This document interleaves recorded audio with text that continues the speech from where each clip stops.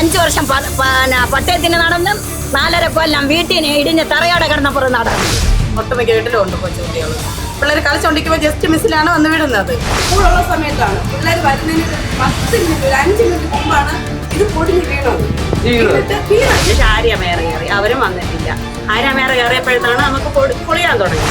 എല്ലാം ശരിയാക്കി തരും. അത് എല്ലാം ഞങ്ങൾക്ക് എന്തെങ്കിലും ശരിയാക്കി തരണം. ഞങ്ങൾ അങ്ങ് മേയറിന്റെ ഓഫീസിൽ പോയി. പക്ഷെ ഇപ്പോഴത്തെ മേയർ ഉണ്ടല്ലോ, ഈ സാധനം 2ാമത്തെ പ്രാവശ്യം നമ്മളെ കാണാൻ വരുന്നു.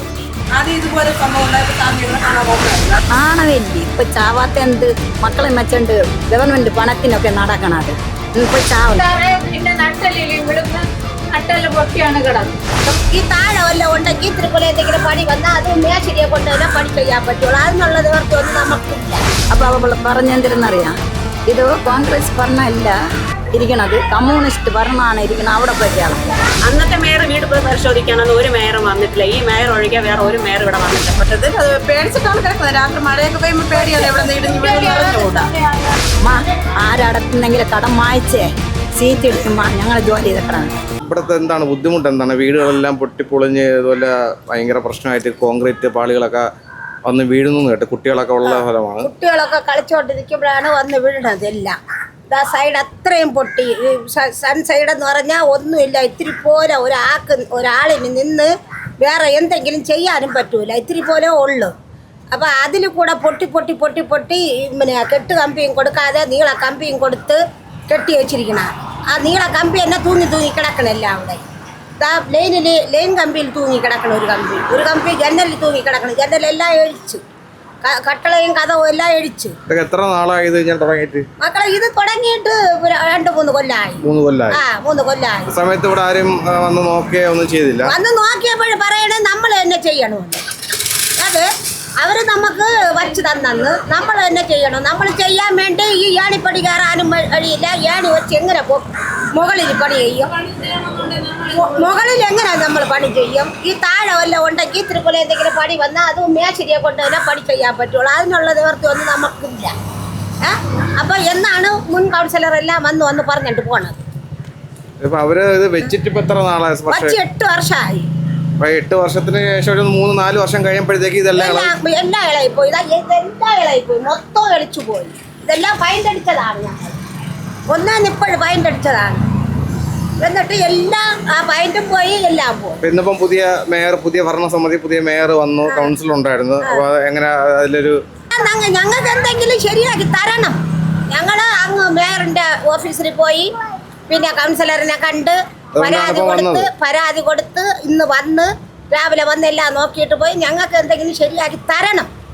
അല്ലാതെ ഇത് ശരിയാക്കാതെ ഇരിക്കാൻ പറ്റൂല. ശരിയാക്കിയില്ലെങ്കിൽ ആരെ പുറത്തെങ്കിലും വന്ന് വീഴുന്ന ആളിന് ഉത്തരം പറയാം. ഇടിഞ്ഞ് വിടുന്നും നമ്മൾ വളി കണ്ടുകൊണ്ട് കൂട്ടിയിടാനുള്ള അതുമില്ല.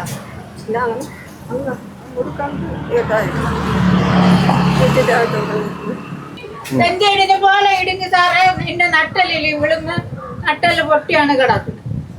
വീടപ്പുറത്താണ് ഇത്. പിന്നെ എല്ലാവരും 8 ജനല് 2 കതവ്. സാർ അപ്പുറത്തൊന്ന് നോക്കിയാൽ എല്ലാം ഉളുത്തു വാരി കിടക്കും. എന്ത് തടി കൊണ്ട് അവർക്ക് ലൈറ്റ് കൊടുക്കാൻ നമുക്ക് അറിഞ്ഞൂടാ. നമ്മളതാ ഒറ്റ കിടക്കണം. 2 ദിവസങ്ങളെയും ഇറങ്ങി കൊടുക്കാൻ പറയണം. 3-4 വർഷമായിട്ട് ഫുള്ള് ഇടിഞ്ഞു പൊളിഞ്ഞ് കിടക്കല്ലേ? ഈ സർക്കാരോ അല്ലെങ്കിൽ മുൻ ഭരണസമിതി കോർപ്പറേഷനോ ആരും വന്നില്ല ഇവിടെ വന്ന് നോക്കി ശരിയാക്കി തരാം. 7 വർഷമായി അതെന്നെ ശരിയാക്കി തരാമെന്ന് പറഞ്ഞില്ല. ഇതുവരെ ആരും വന്നില്ല. വീട്ടുകാർ പറയും നമ്മൾ പൊടിച്ചു തിന്നുന്നത്, നമുക്ക് എന്തൊരു പൊടിച്ചു തിന്നുന്നത്. അവരിട്ട് കൊടുത്ത മുതലാണത്. അപ്പൊ അത് ഇടിഞ്ഞിടങ്ങുമ്പോ അവർക്കാണ് ഇത് ബാധം. ഇത് ചെയ്ത് കൊടുക്കേണ്ടി ആൾക്കാരെ പുറത്തെല്ലാം ഇടിച്ചു. ഞാനിപ്പോ പോട്ടാക്കി പൊളിഞ്ഞ് കിടക്കല്ലേ? ഇപ്പൊ എത്ര നാളായിട്ട് ഇങ്ങനെ കിടക്കുന്നു? 2017 പണി കഴിപ്പിച്ച് 2018 ഞങ്ങൾക്ക് ചാവി തന്ന് 2020 ആകുമ്പോഴത്തേക്ക് പൊളിയാൻ തുടങ്ങി വീട്. കോർപ്പറേഷൻ ഇതിലല്ലേ? കോർപ്പറേഷന്റെ ഇതിലാണ്. അന്നത്തെ മേയർ വന്നായിരുന്നു അവിടെ? അന്നത്തെ മേയർ വീട് പോയി പരിശോധിക്കാനൊന്നും ഒരു മേയറും വന്നിട്ടില്ല. ഈ മേയർ ഒഴികെ വേറെ ഒരു മേയർ ഇവിടെ വന്നിട്ടില്ല. പ്രശാന്ത് സാർ ഇരിക്കുന്ന സമയത്താണ് ഞങ്ങൾക്ക് ചാവി തന്നത്, പണി കഴിപ്പിച്ചു. അതിനുശേഷം ആര്യമേയർ കയറി, അവരും വന്നിട്ടില്ല. ആര്യമേയർ കയറിയപ്പോഴത്താണ് നമുക്ക് പൊളിയാൻ തുടങ്ങി. വന്നിട്ടില്ല. ഈ മേയർ ഇപ്പൊ വന്നപ്പോഴാണ് നമ്മൾ പരാതി കൊടുത്തപ്പോൾ അവര് വി വി രാജേഷ് മാത്രം തന്നെ നമ്മളൊന്ന് നോക്കിയിട്ടുള്ളൂ.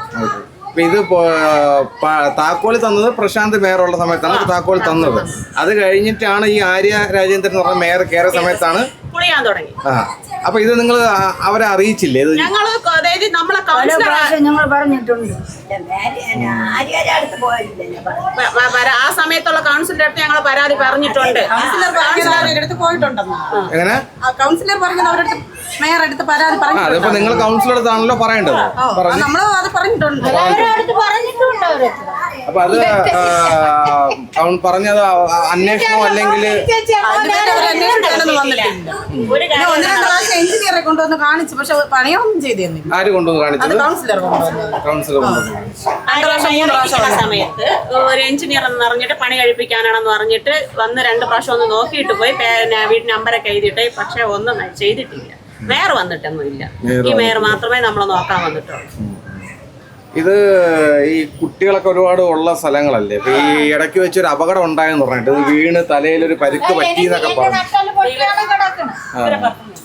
ഞാൻ ഒറ്റയ്ക്കാണ് കിടക്കണം, വീട്ടുകാരല്ല, വീട്ടുകാർ വേറെ കിടക്കണം. അപ്പൊ ഞാൻ കിടക്കണോണ്ട് എനിക്ക് ആ വീട്ടിന്റെ എന്തെങ്കിലും പറയാനൊക്കെ 8 ജനല് 2 സാറപ്പുറത്തൊന്ന് നോക്കിയാൽ 8 ജനല് ചെത്തടിച്ച് അവരും വന്ന് നോക്കണില്ല. ഇതിപ്പോ എന്ത് വിശ്വസിച്ചാണ് നിങ്ങൾ ഇവിടെ കിടന്ന് ഉറങ്ങണത്? ഒരാളിരിക്കണല്ല, അവരുടെ വിശ്വസിച്ചാണ് ഞങ്ങളിവിടെ കിടക്കുന്നത്. പേടിച്ചിട്ടാണ് കിടക്കുന്നത്. രാത്രി മഴയൊക്കെ പെയ്യുമ്പോ പേടിയാണ്. ഇവിടെ നിന്ന് ഇടിഞ്ഞ് വീട് നിറഞ്ഞുകൂടാ. ഒട്ടുമിക്ക വീടിനകത്തൊക്കെ പൊളിഞ്ഞാണ് ഇരിക്കുന്നത്. അതൊക്കെ പുറത്ത് വന്ന് വിടുമെന്ന് പേടിച്ചിട്ടാണ് കിടക്കുന്നത്. കുട്ടികളൊക്കെ എല്ലാ വീട്ടിലും കൊച്ചുകുട്ടികളുണ്ട്.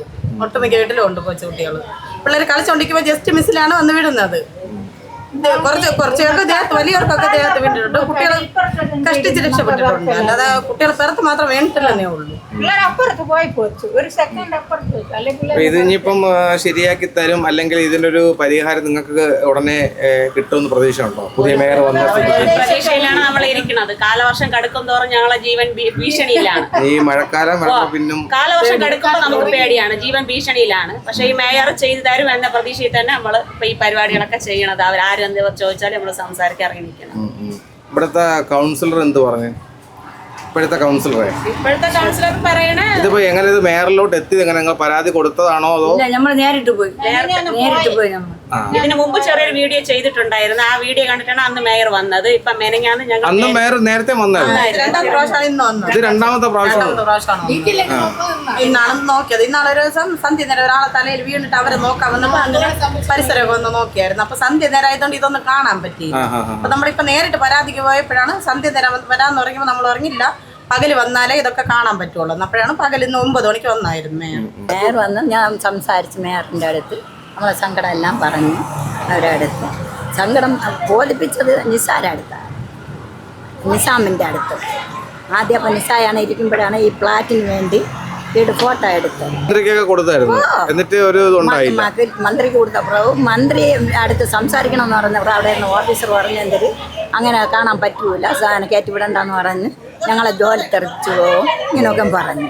അങ്ങനെ അത് അവസാനം സഹിക്കാൻ. കഴിഞ്ഞ ആര്യ രാജേന്ദ്രൻ സമയത്ത് പോയി കണ്ടായിരുന്നോ?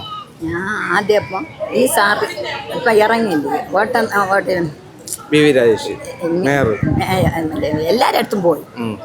അല്ല മേയർ ഇപ്പം വന്നിട്ട് ഇപ്പം പുതിയ ഭരണസമിതിയാണല്ലോ. ഇത് ഇപ്പം വന്നായില്ലേ മറ്റേ അവിടെ കോർപ്പറേഷനിൽ മേയറിൻ്റെ അവർക്ക് അപേക്ഷ അതിൽ ഞാൻ പറഞ്ഞു ആരുമില്ല. അവരും പറഞ്ഞു അവരെ സെക്രട്ടറി അടുത്ത് വേണ്ടേണ്ടി എത്രയും പെട്ടെന്ന് നമുക്ക് ചെയ്ത് കൊടുക്കണം. കാരണം അപേക്ഷയിൽ എല്ലാ രേഖയും ഞാൻ വെച്ച് കൊടുത്തു. ഇരുന്ന വീടിന് വരെ വിളന്ന് തന്ന അല്ലാതെ അതിന് പിന്നെ ഒരു ഉപയോഗം പെട്ടിട്ടില്ല. ആ വിളന്നിരുന്ന വീട് ഞാൻ തരുത് 5 വർഷം നിസാര വീട്ടിൽ 5 വർഷം കൊണ്ട് നടക്കണ്. അപ്പോൾ അവ പറഞ്ഞെന്തിരുന്നറിയാം, ഇത് കോൺഗ്രസ് ഭരണമല്ല ഇരിക്കണത്, കമ്മ്യൂണിസ്റ്റ് ഭരണമാണ് ഇരിക്കണം, അവിടെ പോയിക്കാണ്. നാണമില്ലേ? കണ്ട ഗവൺമെൻറ് ഇങ്ങനെ കൈ കൊട്ടിയാണ്. നാണമില്ലേ? ഇപ്പോൾ ചാവാത്ത എന്ത് മക്കളെ വെച്ചുകൊണ്ട് ഗവൺമെൻറ് പണത്തിനൊക്കെ നടക്കണത്. ഇപ്പോൾ ചാവെന്ന് പറഞ്ഞു. അപ്പം ഞാൻ പറഞ്ഞു എൻ്റെ പൊന്നു മക്കളെ അടുത്തേ പണം ഉണ്ടെങ്കിലേ ഞാൻ ആരടുത്തും കീഴടഞ്ഞു പോകില്ല. എൻ്റെ പൊന്നു മക്കളെ ജീവിതത്തെല്ലാം നിനക്കൊക്കെ അറിയാം. അന്തസ്സായി വളർന്ന പൊന്നു മക്കളാണ്. ആ പൊന്നു മക്കളെ അവസ്ഥ കണ്ടാണ് ഈ വീട് ഈ അവസ്ഥയിലാണ്.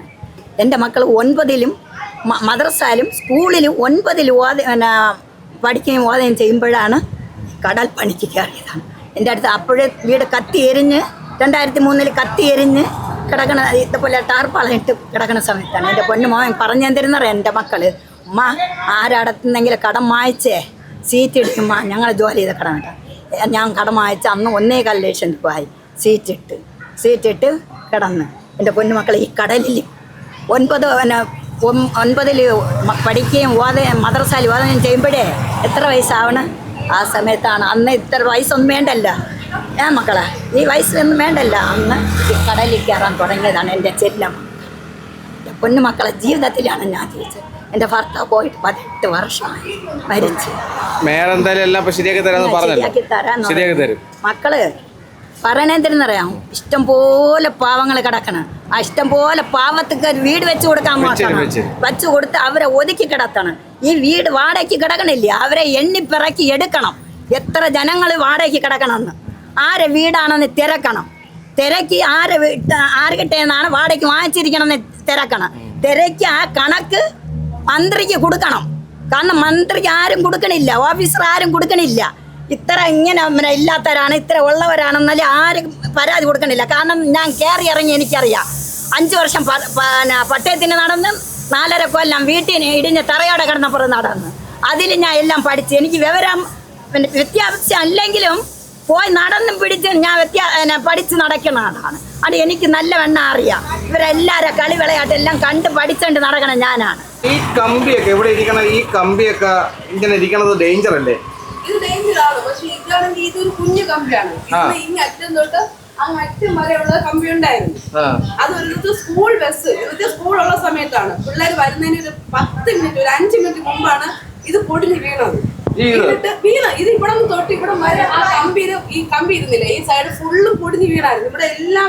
കിടക്കായിരുന്നു ആ പിള്ളേർ വരുന്നതിന് ഒരു 5 മിനിറ്റ് മുമ്പ് അത് വീണു ഈ കമ്പി ഇതങ്ങ് ഏറ്റവും വെള്ളം ഉള്ളത് ഇങ്ങനെ തൂങ്ങി കിടക്കായിരുന്നു താഴെ വരെ തട്ട് നമ്മൾ നടന്നു വരുമ്പോൾ തട്ടും അങ്ങനെ കിടന്നതിന് ഞങ്ങൾ വെട്ടുകത്തി വെച്ച് ഞാൻ തന്നെയാണ് വെട്ടുകത്തി വെച്ച് വെട്ടി മുറിച്ചാണ് മാറ്റിയത് അതിനുശേഷം ക്ലീൻ ചെയ്തിട്ടാണ് മക്കൾ ഇതിൽ കൂടെ അകത്തോട്ട് വിട്ടത് അതുപോലെ തന്നെയാണ് ഇത് ഓരോ കാറ്റ് വരും ഒരു ചെറിയ കാറ്റായാലും വലിയ കാറ്റായാലും അന്നൊരു കാറ്റ് പോലും ഇല്ല നോർമൽ ആയിരിക്കുന്ന സമയത്ത് ഞങ്ങൾ അപ്പോഴത്തേക്ക് കൗൺസിലർ വിളിച്ച് കാണിച്ചായിരുന്നു ഞങ്ങൾ വീഡിയോ എടുത്ത് കൗൺസിലർക്ക് ഇട്ടുകൊടുത്ത് കൗൺസിലർ വന്ന് നോക്കിയിട്ട് പക്ഷെ ഇപ്പോഴത്തെ മേയർ ഉണ്ടല്ലോ ഈ സാധനം 2ാമത്തെ പ്രാവശ്യം നമ്മളെ കാണാൻ വരുന്നത് ആദ്യം ഇതുപോലെ സംഭവം ഉണ്ടായപ്പോൾ സാറിന് ഞങ്ങളെ കാണാൻ വന്നായിരുന്നു അതന്ന് സൺഡേ നേരത്താണ് ഞങ്ങൾ വലുതായിട്ടായാലും ഞങ്ങൾക്ക് അറിയില്ലായിരുന്നു മേയറാണ് അന്ന് മേയറാണ് ഞങ്ങൾക്ക് ഞങ്ങൾക്ക് അറിയില്ലായിരുന്നു അപ്പൊ വന്നതിന് ശേഷം സാർ പറഞ്ഞത് സാർ മേയറാണ് ഞാൻ വന്നതാണെന്ന് പറഞ്ഞു ഇപ്പൊ 2ാമത്തെ പ്രാവശ്യമാണ് സാർ പറഞ്ഞത് മെനിയാൻ നിങ്ങൾ പോയതാണല്ലേ മെനിയാൻ ഇവർ അപേക്ഷ കൊണ്ട് ഓഫീസിൽ പോയപ്പോൾ അവർ വരാമെന്ന് പറഞ്ഞ് അതുപോലെ സാർ വന്നിരിക്കുകയാണ് അപ്പൊ സാറ് ചെയ്യും എന്നുള്ള പ്രതീക്ഷയിൽ ഞങ്ങൾ ഇരിക്കുന്നു